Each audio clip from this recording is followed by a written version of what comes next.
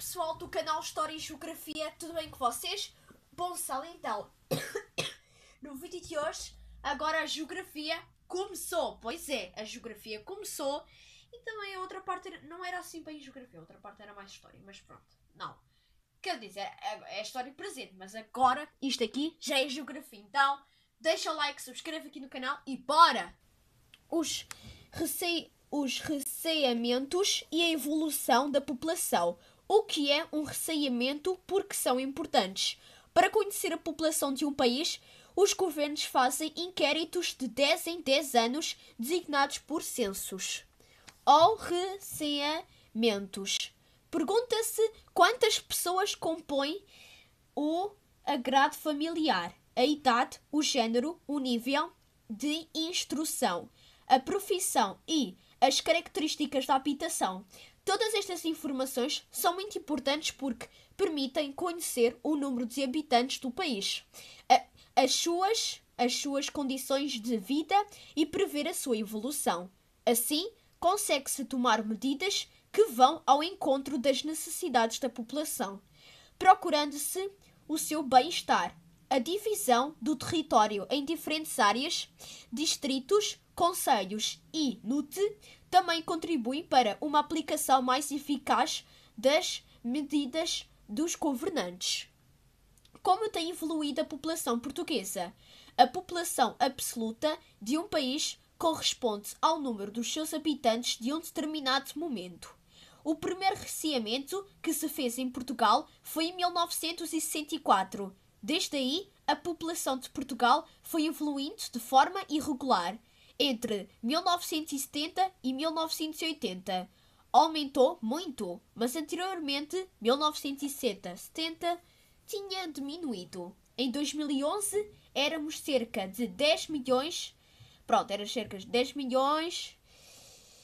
Então era cerca de 10.561.000, acho eu, né? 1.614. Mas na verdade a nossa população portuguesa é 10 milhões de portugueses e verificava-se uma tendência para uma diminuição da população. Como cresce ou diminui de forma natural a população? A população cresce ou diminui dependendo da natalidade e da mortalidade. Se aos valores da natalidade retirarmos os valores da mortalidade de um mesmo lugar, sabemos quanto cresceu a população de forma natural. Crescimento natural. Nas últimas décadas, na natalidade, a mortalidade tem diminuído.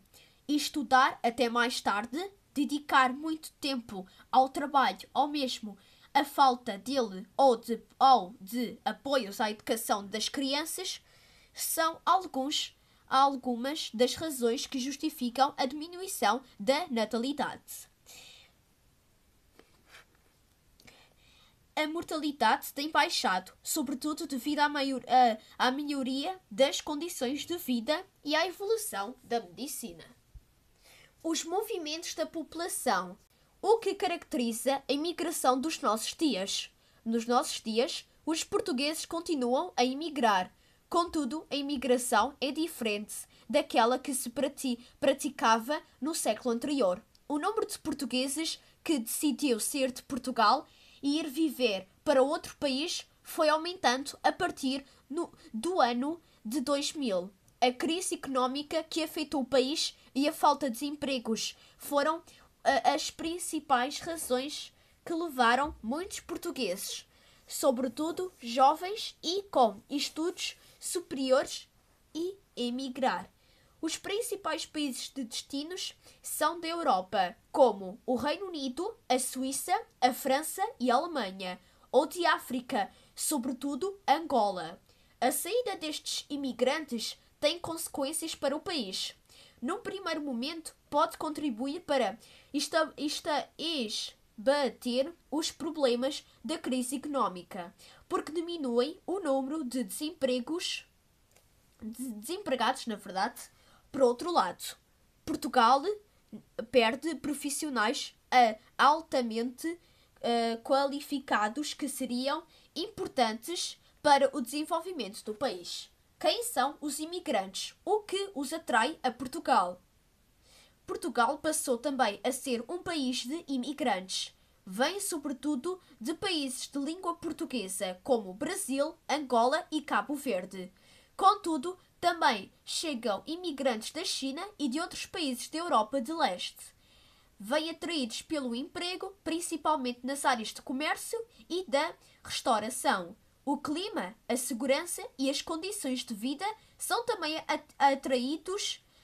atrativos para estes imigrantes permanecerem em Portugal. Com a crise que afetou Portugal, o número de imigrantes foi diminuindo.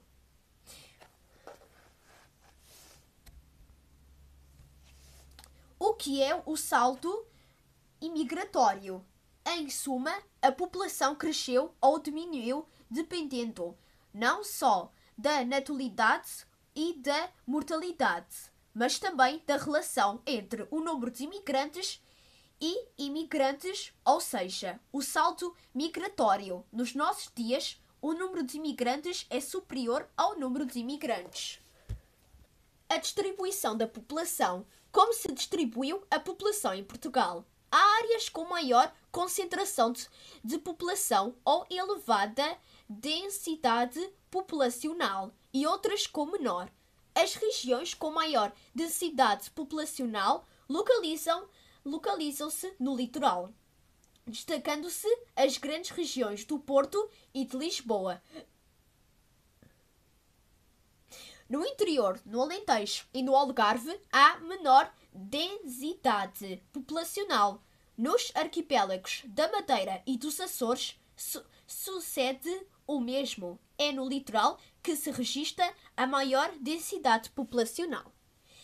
O que atrai a população para viver numa determinada área? As áreas com maior densidade populacional dizem-se áreas atrativas, ou seja, reúnem boas condições de vida e, por isso, a população prefere lá viver.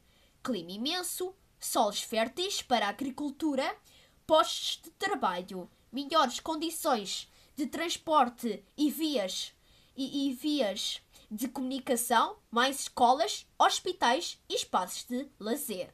Por outro lado, também há áreas repulsivas, onde as condições de vida são muito difíceis, pela falta das condições acima indicadas. As áreas atrativas são as de maior densidade populacional, o litoral norte e centro, enquanto as áreas repulsivas são as que têm uma densidade populacional baixa, o interior, o Alentejo e o Algarve.